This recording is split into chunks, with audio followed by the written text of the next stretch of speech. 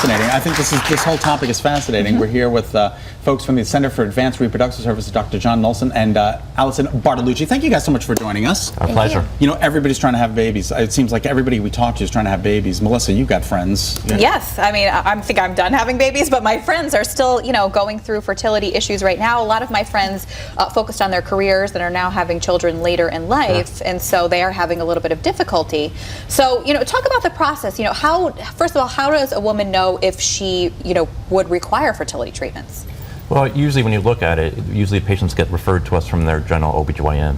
But basically we look at infertility. It's defined as a couple's been trying to conceive for a year and they haven't been able to. A year? Okay, so it's pretty... But a little bit shorter if you're what's referred to as advanced maternal age. Believe it or not, that's just 35 years of age or older. 35. Yeah, 35, and then after months. that, you're advanced maternal age. Isn't that incredible? Yeah. Right. Wow.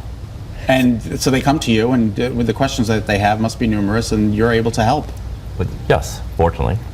So you're located in Farmington. Yep. You have a new facility there? So in January, we moved into a brand new facility. We put a lot of energy investment into our embryology lab where the embryos are created, because if we can improve embryo quality, then we can improve our pregnancy rates and increase the likelihood of people conceiving. Okay. So, you know, a lot of times you hear on the news, in fact, I think just the other day I was hearing of a mom who had 5, what is that, quintuplets.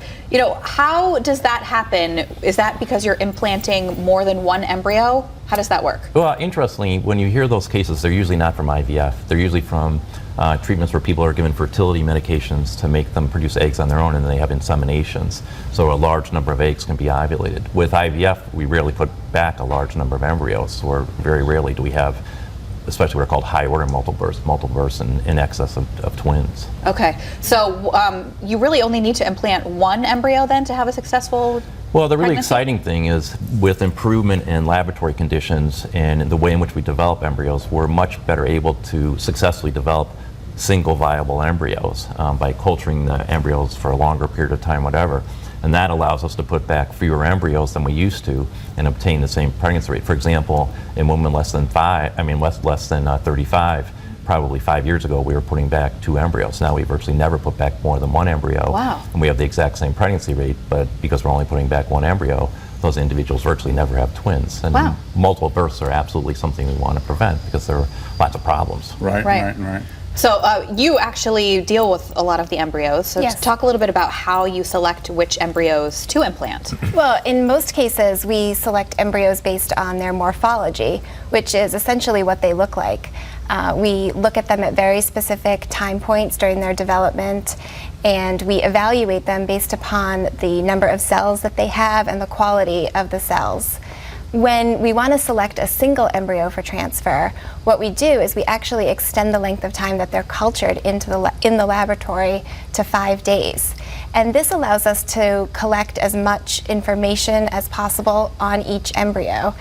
And the other thing is that we also know that an embryo that makes what's called a blastocyst on day 5 has a very high likelihood of implanting and making a pregnancy.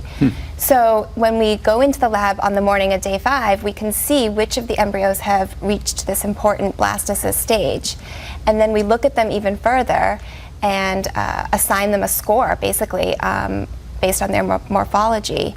And we know that the embryo that has the highest score has the greatest potential for making a baby, and that's the one we select. That's amazing. All right, you have an event coming up.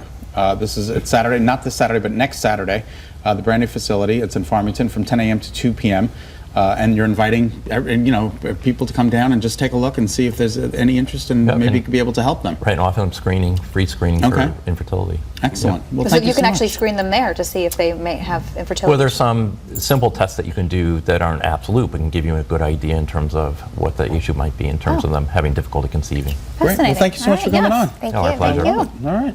A radio station that takes nearly everything in print and broadcasts to blind people. That's right here in Connecticut. More on the service is coming up, and I am emceeing their big event tomorrow night. Tickets are still available. Come on back with us. Better Connecticut back in 2 minutes. Stick with us.